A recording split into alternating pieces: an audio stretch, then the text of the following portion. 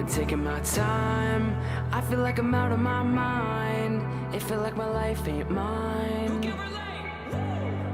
I've been on the low, I've been taking my time. I feel like I'm out of my mind. It feel like my life ain't mine. I don't wanna be alive. All right, everyone, welcome back to Project Mayday. Today we have Marc Domingo. He is 31 years old. He's a paramedic for Medic Ambulance in the Bay Area, and he's a veteran of 9 years. And what makes him a little unique and why I wanted him to come speak was because he actually left the fire service because of his mental health, and he acknowledged that there was a need for him to leave. So he's got a story for you that definitely resonates, and I think all of us listening. So welcome, Marc. Thank you. Yeah. So let's start the conversation. All right. What do you want to know? All right. So how did you get into EMS? So I've actually been around EMS like almost all my life. My mom was a dispatcher when I was a kid for San Francisco, and then when I was had to been like in the sixth grade when my neighbor's house caught on fire and was threatening my house, and I get a phone call from my mom because I was at my cousin's house right after school, and say, hey, our house is on fire, go check on it. So me and my cousin rode our bikes to my house, which was a few blocks away. And sure enough, the fire department's putting my house, like the side of my house on fire, like the fence. Wow. My neighbor's house was, the garage was like fully involved, and I see Vallejo Fire standing on top of my roof. And I remember trying to run into my house, like, oh shit, like all my shit's gone. And like, I'm like bawling. Like I was a kid, I'm like bawling, like thinking all my stuff are gone. And the firefighter grabbed me and was like, hey, what the hell are you doing? Like, you can't be going in there right now. We're doing our job. And ever since then, I saw them, what they did. And that's how I got into wanting to join, be a firefighter. And then down the line in high school, I was kind of growing up Filipino, kind of, they kind of hammer the nursing and doctor thing on you, and I didn't want that. So it was suggested to take to try to go the fire route, and the first thing that I was told was to go get my EMT license. And so I took a first responder at one of the community colleges nearby and loved it. Went into EMT, fell in love with it even more, and then started working as an EMT until I went to paramedic school and got my paramedic license. And now what, 9 years in? Yeah, so 9 years in. I was an EMT 1 year for a BLS company, doing your little BLS transports. Mm-hmm. And then I finally got the job working 911 with Medic Ambulance, which was great because it's my community, it's the way another way of me giving back, Mm-hmm. And also it was a great way for me to make sure that my friends and family were taken care of that live in the county. I remember my first year I ran on my aunt before she passed. Oh. Yeah. And which is kind of crazy, because that was but it was a great experience because she got to see me do my thing, and she was super proud, and yeah, I was in EMS for that long, Yeah. So 9 years in, Marc, that's a long time, and you see a lot of stuff, good and bad. So when did you start seeing your mental health kind of spiral into what you eventually led you out of the fire service?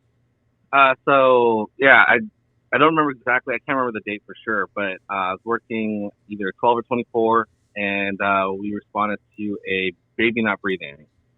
And me being kind of young in the game, I was just like, pediatric seizures, febrile seizures, moms being all whatever, right? I think we all go through that in our head when we go to these calls. Mm-hmm. And but I don't play games when it comes to kids, so I get there as fast as I can. We make sure we do our job, and I was very optimistic that it's going to be nothing, just because I just ran a respiratory arrest for a baby that baby is fine now. Baby was breathing by the end of that call. But so anyways, we respond to the call and we get there, and the baby was. We ran up the stairs to the second floor where the front door was, and I see a lifeless baby.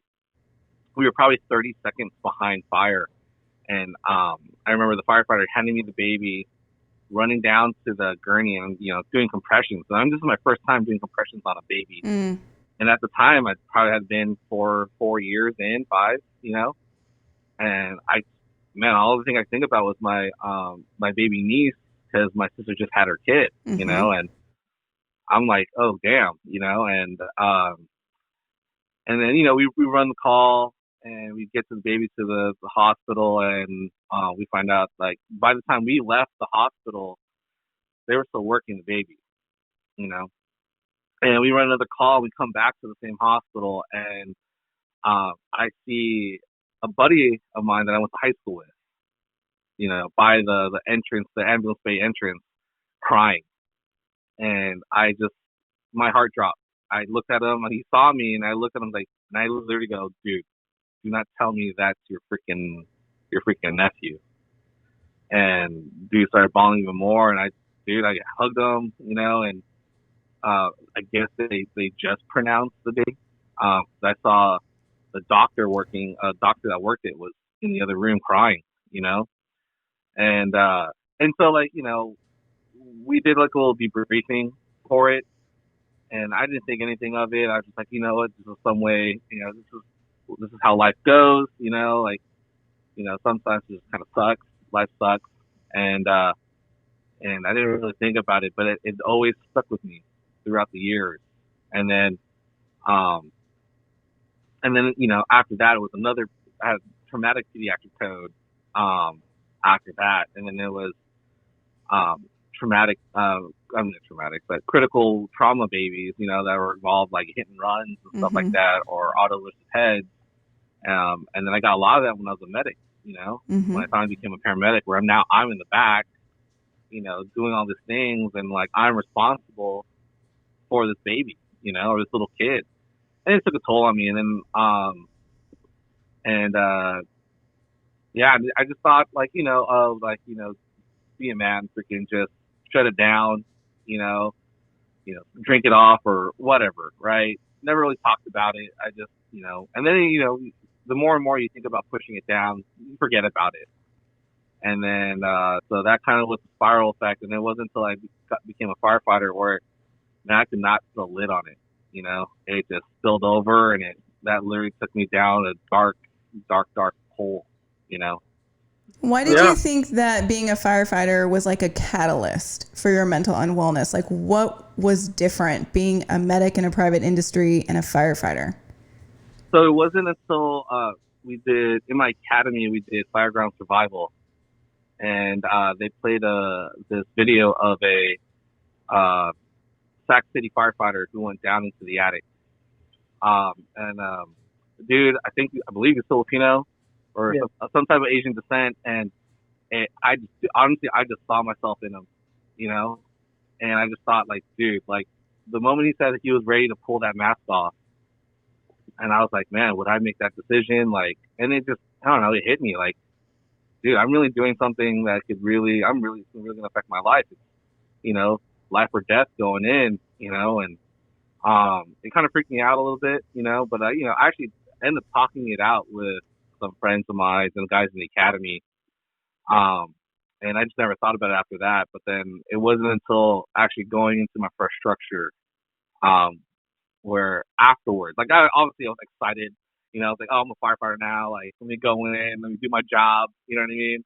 Yeah. And it wasn't until afterwards, where I got home after that 48, where I was like, dude, because, like, the fire was underneath us on my first structure, and I just thought about that same video I watched in my fireground survival class, and I was like, dude, that could have been me, Yeah, absolutely. Yeah. So, and I did watch that video that you talked about the Sac City fireman, and when he said that too, it kind of shook me as well.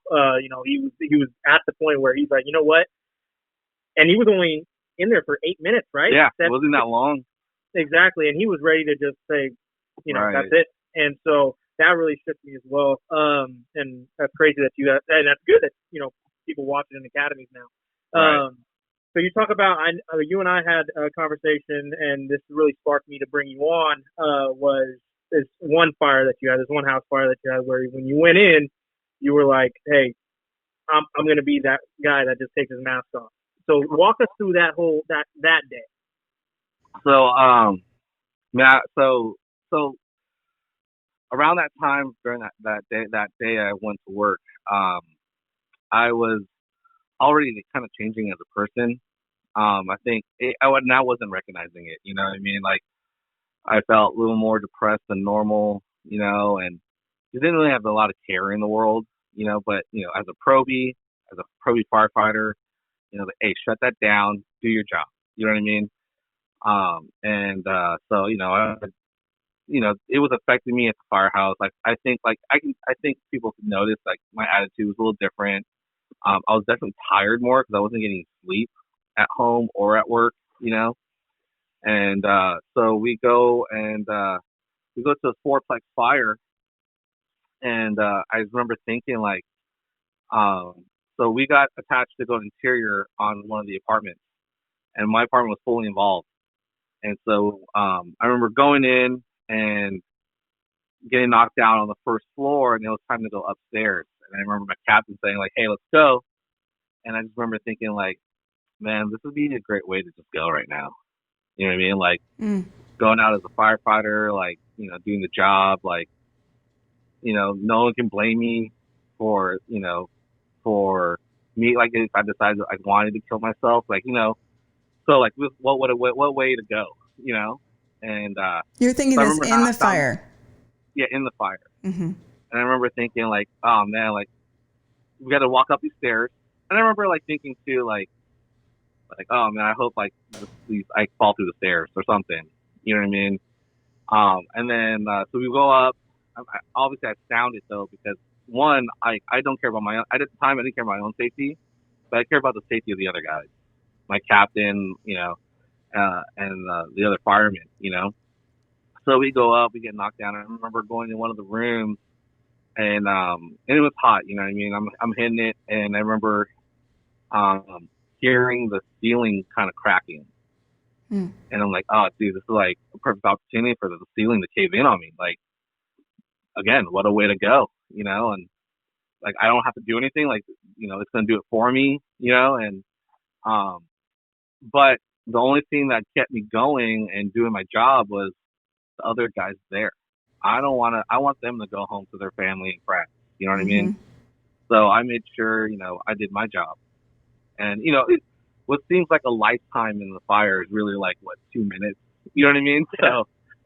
So I remember getting knocked down and everything. And I remember later that night thinking, dude, that's a horrible way of thinking, and I got to talk to someone. So, yeah, I seeked help. I went to talk to, I have Kaiser, so I went to call their crisis line and got the ball rolling that way. Were you at work when you called? No, I actually waited till I was off my shift. How come you didn't do it immediately? Because I honestly, I couldn't tell you why. I think maybe it's because, one, I didn't want to be on my phone as a probation firefighter. Two is, I didn't want to say defeat, I didn't want whatever the hell is bothering me to be I didn't want to lose to it. Does that make sense? No, for sure. And you multiple times you've said, you're on probation. You just got to shut your mouth and do your job. Do you think that mentality, or your captain or whatever, putting pressure on you to, hey, just shut up, do your job, and that you're a probationary fireman, you just do what you're told, right? Do you think that mentality has to change a little bit, and they need to be more not they, but your higher ups need to be more cognizant of, hey, times are changing. People need to let things out, and talk. Yeah. You think that the environment that probation has on it right now is a problem? Well, I think nowadays actually is it's getting a lot better. So I never really, for one thing, I never really thought about going to talk to another person at the fire department. I thought I could handle it with myself. Wait, why didn't you? What stopped you? Honestly, I don't know. I honestly feel like I thought I could handle it on my own. Yeah. I didn't talk to anyone about it. Like, none of my best friends knew about it. I had a girlfriend at the time that I did not did not want to tell her just because I thought the fact that what I was going through would scare her away and all this stuff, because it's such a huge freaking stigma of feeling depressed and suicidal like that, But it wasn't until we had a union meeting, where they actually brought up a program they're trying to put into the department about speaking about your mental health and stuff. So I honestly felt a little bit of relief hearing that. And so I ended up talking to one of the guys that brought it up during the meeting, and he gave me some advice, and that really got me like, okay, I actually put myself through a program after that. So I ended up having to take 2 weeks off from work, and put myself through an outpatient program for 2 weeks, which kind of turned things around. So go into that a little bit. Yeah, what did that consist of, the program? So it's, I forget what it's called now, but it's through Kaiser, and you go in. It's like group therapy. So you come in, you talk about how you're feeling, they don't talk about any specifics at first.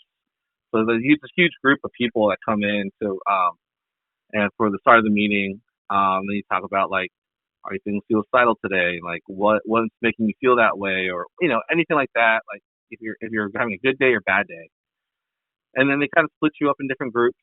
And then if you need to see and this is where I mess up. It's like colleges can give meds, or psychiatrists can give meds. Can't remember which one, but you can make an appointment to see one during your time at the program. So in case you need some medication or anything. So so they split you up in different groups. You do like group therapy, talk about what's bothering you, what's the situation and stuff like that. Where you can tell your story, which I end up doing every day. And then I end up taking some medication to help me out. Which is one thing I did not want to do, was to be the one guy on medication, like psych meds. Like, are you kidding me? Okay, stop. Where did that come from? Honestly, just working in the field as a paramedic and an EMT, seeing the type of patients that you have that would be on psych meds. And then, from media, like watching the news or watching, TV shows, movies, like, did not want to be that guy. You know what I mean? Be on psych meds. But again, I'm happy that I was actually on the medication that I was on. And I'm not gonna lie, it took some time to figure out what medication that helped me. Yeah. Definitely some trial and errors, and but we found the one that worked, and it helped me. I'm actually can proudly say I'm 6 months off my medication now. Wow. Like they have to obviously wean off of it, but I'm definitely like psych med free now, which is I feel like a huge accomplishment for myself, and for my mental health. You know what I mean? Yeah. But I know. I'm sorry. No, go ahead. No, go ahead. I was gonna say, but at least I know that I have something. If it were to ever get worse, I have something there for me.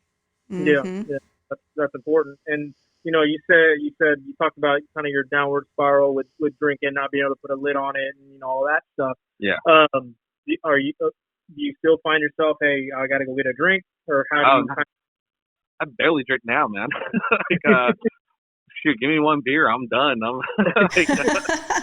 But yeah, no, I remember I'm getting off my 48. The first thing I do would be have a coffee with, some Jameson. You know what I mean?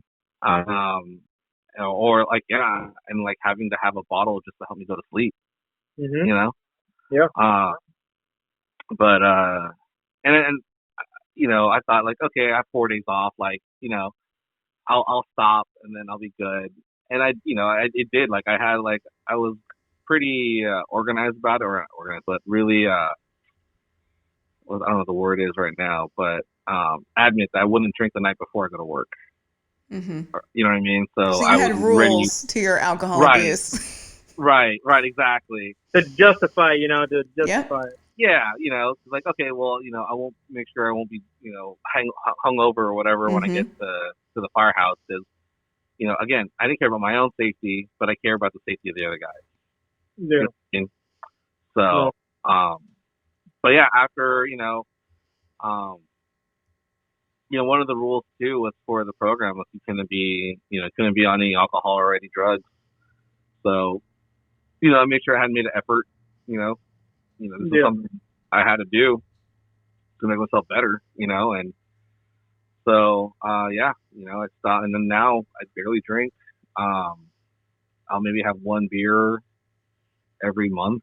You know what I mean? Like that's if that. So I don't even have the cravings to have a drink anymore. That's awesome. Which is a good thing. That's amazing.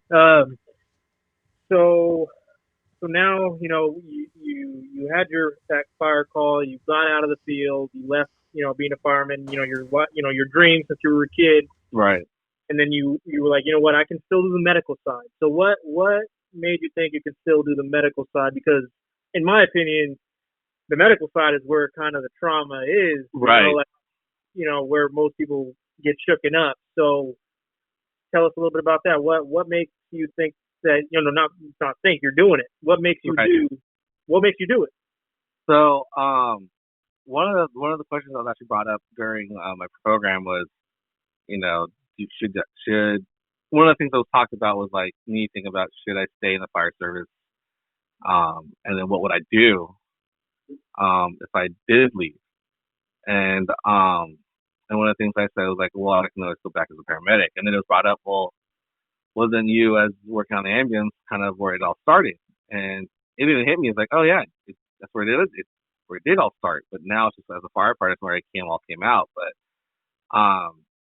so that's actually one of the things. So besides the program, I was still doing therapy, one-on-one sessions with my therapist, and so that's where I discussed that with her more than my program that I was in, and the only thing that gets me through why I can do it, it's the less. I think it was one of the things was that I am not as much in danger, as a paramedic on an ambulance compared to as a firefighter paramedic, because I'm not going into like an IDLH environment, or putting myself at risk. Because normally it's going to be if I'm on an ambulance, I'm always in the safe zone. Mm-hmm. You know what I mean? Never in the hot zone. So that's one a little added thing to it. The other thing too was, one of the things that was brought up was I now know what I'm dealing with. Mm-hmm. You know what I mean? And I knew I could have stayed at the fire department. The city was willing to work with me. The department was willing to work with me. But I knew the high stress of what it is to be a firefighter. I probably would not be able to handle it, and I probably wouldn't be here today if I stayed. Working on ambulance as paramedic, I have more time to deal with it, which it did. Like obviously it was like a huge conversation to have to figure out should I leave the fire department. I landed the dream job, I landed the department I wanted to work for. Like who, what moron would leave that? You know what I mean? But it was a discussion I had to have. I had it with multiple people. I didn't just feel like, yeah, I'm out. You know what I mean? Like it was a long discussion. Yeah. And I just, like I remember going over my head saying I want to resign. I felt a little bit of relief saying it.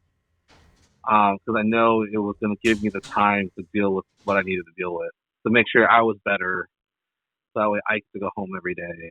You know what I mean? No, for sure. And I mean, now the conversation is shifting to you wanting to go back and go firefighter. That we had that conversation, and I was just like, man, like how strong you got to be to battle what you battled, and now you came out of the other side, and now you're like, I want to go get some more, and go and become a firefighter again. So do you think it's a good idea, or where are you at with that?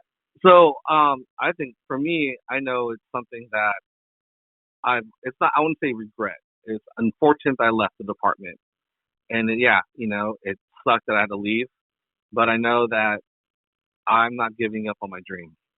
You know what I mean? I worked my ass off to get to where I'm at now, and I'm not gonna let something like my mental health get in the way. You know, it did because I didn't know what I was dealing with. You know, I thought it was just, oh, this is nothing. I can deal with it, whatever, on my own. And I realized I didn't. I didn't know how to handle it. Now that I know that there are resources, there's so many resources out there now, about it, that I've used it. I've gone through it. I still go through it to today. You know what I mean? I still go.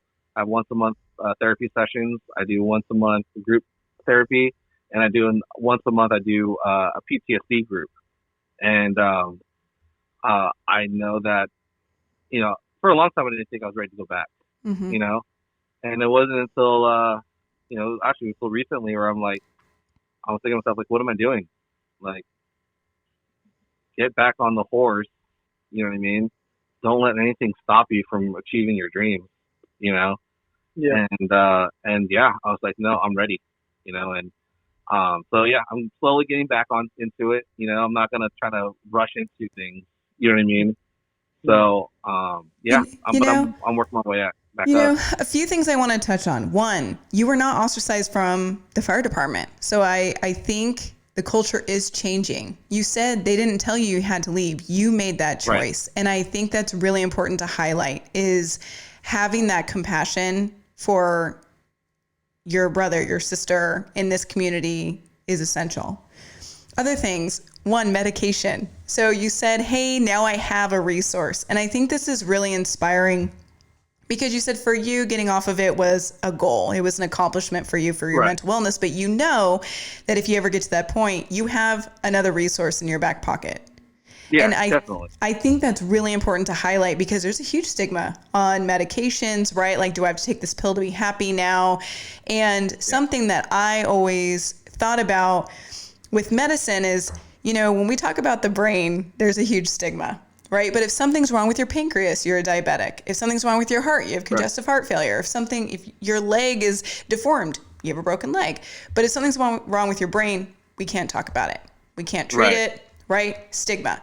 And at that time, you were dealing with things. You had no resources.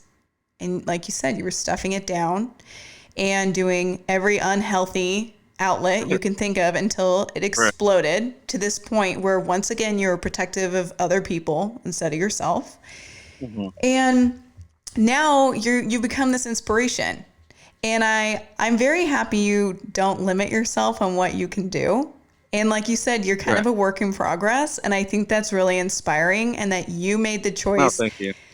It is. I mean, you made the choice. You're like, I had a dream job, but I hated my life. Right? Like, you couldn't enjoy your success. You said, I worked my ass off for this. Right. And yet you were not happy. And so why? Yeah. So you had to take a step back. Now you have a different community. You're being transparent. You're sharing your story. You have different resources. You're doing all of these positive things. Do you think you're a different person today than when all this happened? Oh, definitely. I mean, I'm definitely a better person today than I was back then, for sure. I mean, not I won't say I'm a whole different person, you know what I mean? Because I'm still the same Marc, right? But just a different outlook in things, and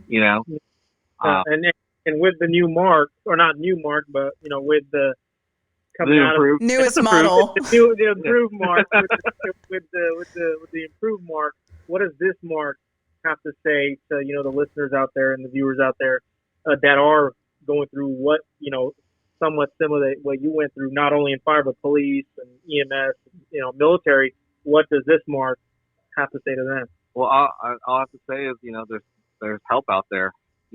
I didn't think there was anything out there for me, and you'll justify all your actions, like so it got really bad for me while I was still in the service, or in the fire service, to the point where I almost hung myself.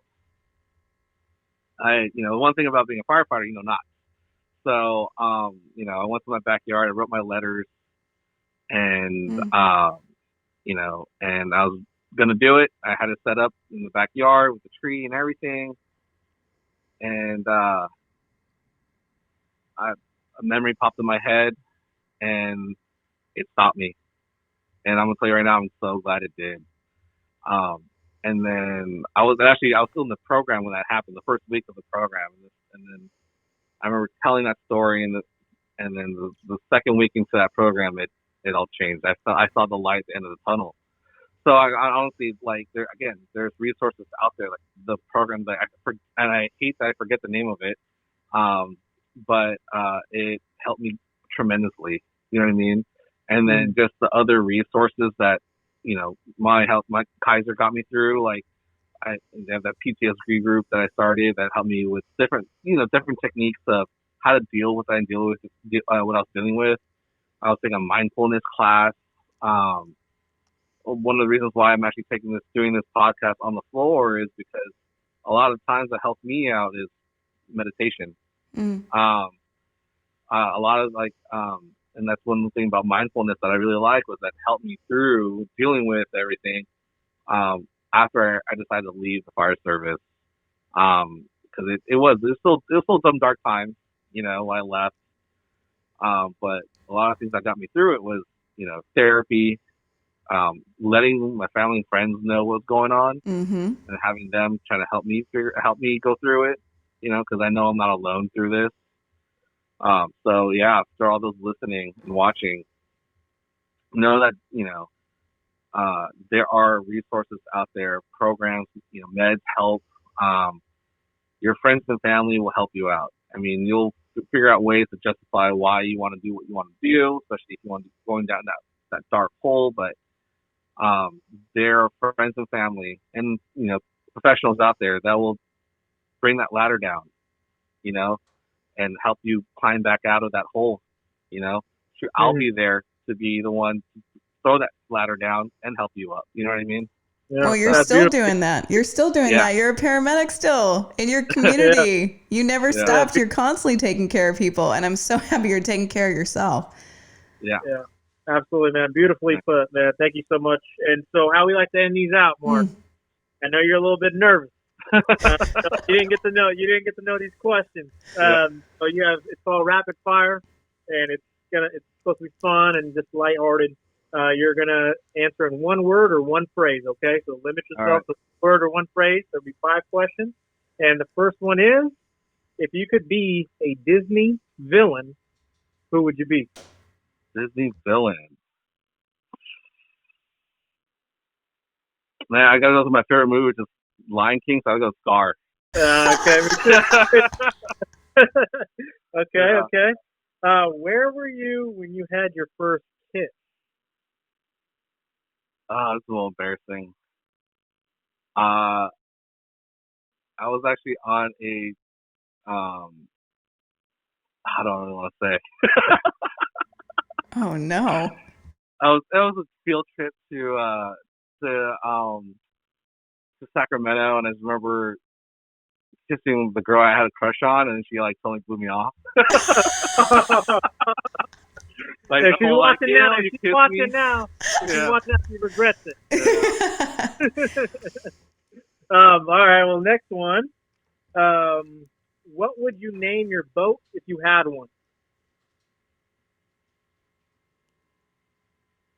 I don't know, Neptune. I mean, Neptune. Yeah, it's water. Why not? Okay. Your relationship with yourself. Better. Beautiful, man. Beautiful. Yeah. All right, last one. I know you're a motorcycle guy, so favorite motorcycle brand, or what do you got? Fab 28. What is it? Fab 28. Okay. Or Fab 28 Industries is the company. Okay. They do exhaust for my bike. Gotcha. And I gotta rep them because 1, they're local. They're out of Pittsburgh, here in California, and Bay Area. 2, they're Filipino. Gotta throw that in there. Yeah. Marc, hey, honestly, brother, thank you so much for coming on. Literally, the first time I met you, I saw something in you where I was like, hey, this guy's story needs to be told, and I know you were open enough to share it and willingness to share it. So proud of you, brother. Thanks, keep fighting the good fight. I know Bree was excited to have you on. So once again, man, thank you so much. Yeah, man, anytime. Absolutely. Thank you, Domingo. We really appreciate it. And this is Project Mayday. Call out.